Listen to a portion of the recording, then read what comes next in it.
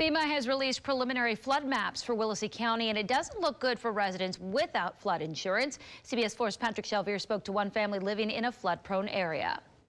Rosalinda Saenz has been living in Raymondville since the early 70s, and while her surroundings have changed, there's one thing that remains the same. We know we need the rain, but we know what's going to happen. She says every hurricane season, the thought of flooding and the aftermath always leave her shaking. We thought that we were in a safe zone, and now we're worried about that because all the neighbors will get all flooded. Her fear came back to light Thursday after FEMA released new flood maps for the county. The map includes Lyford, Raymondville, and San Perlita, along with several unincorporated areas.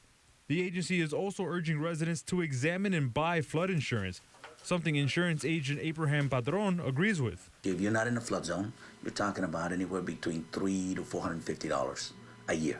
He says residents in flood zones will receive a certificate of elevation to better determine how much coverages will cost. Padron says he understands how residents could find it tough to pay.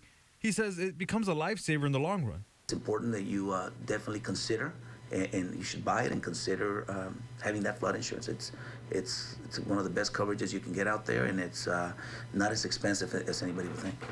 Rosalinda says her and her neighbors all struggle to afford insurance and says assistance from FEMA in the past hasn't helped either. My husband went, and he only got like $130 just for a few shingles. You know, we don't have insurance, and we're trying to make ends meet, and it's another expensive thing and we have to fix. She hopes city and even state leaders will find a way to help those in one of the poorest counties in the state before it's too late.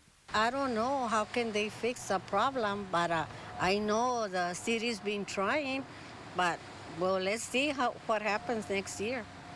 In Cameron County, Patrick Shelvier, CBS 4 News and ValleyCentral.com.